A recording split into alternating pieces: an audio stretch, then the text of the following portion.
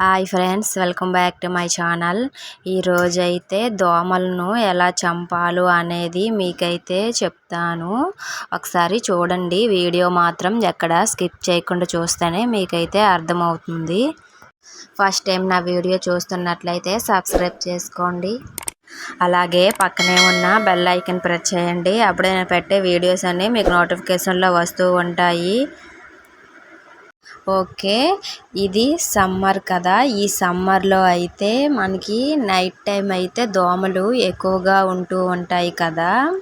అయితే ఈరోజైతే దోమలను చంపే లిక్విడ్ను ఎలా తయారు చేయాలో అనేది మీకైతే చూపిస్తున్నాను, చూడండి.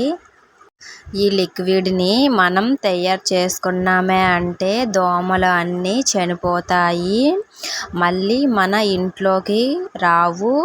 అలాగే మనం బయట కొన్న ఆల్ అవుట్ కెమికల్స్ కలుపుతూ ఉంటారు కదా, అవి కొంతమందికి పడవు, కొంతమందికి పడుతుంది.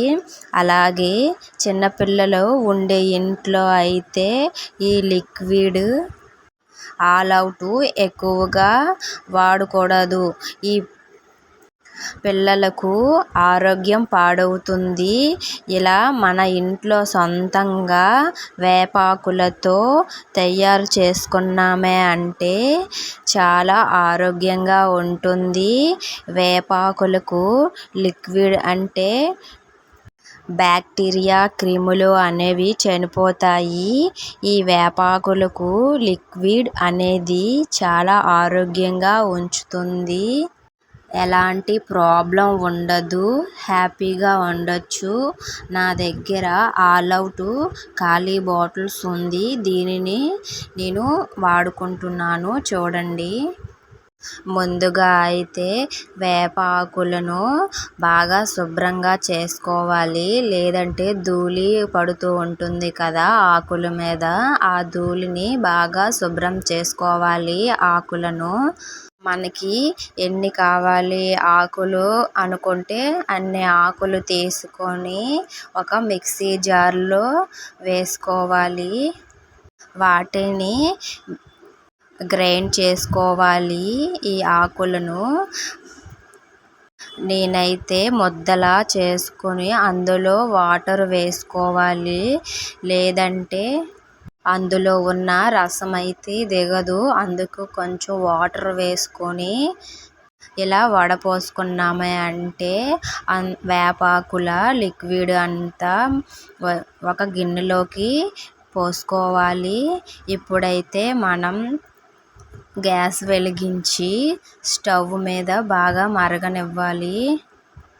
ఒక 5 minutes దాకా మరగనివ్వాలి. దగ్గరగా వచ్చేస్తుంది అన్నప్పుడు ఆఫ్ చేసేయాలి. మనం బయట కొన్న ఆల్ అవుట్ అందులో కెమికల్స్ కలుస్తూ ఉంటాయి కదా, కొంతమందికి అయితే పడదు, కొంతమందికి అయితే పడుతుంది. పడని వారికి అయితే చాలా ప్రాబ్లం ఉంటుంది, పడిన వారికి అయితే పర్వాలేదు. చూసారా, లిక్విడ్ అయితే దగ్గరగా వచ్చేస్తుంది కదా. ఇప్పుడైతే ఒక 2 లవంగాలు అయితే వేసుకున్నాను, అలాగే 2 కర్పూర బిళ్ళలు అయితే వేసుకున్నాను. వీటిని బాగా కలిపి కొంచెం దగ్గరగా వచ్చే అప్పుడు ఆ గ్యాస్ని ఆఫ్ చేసుకోవాలి.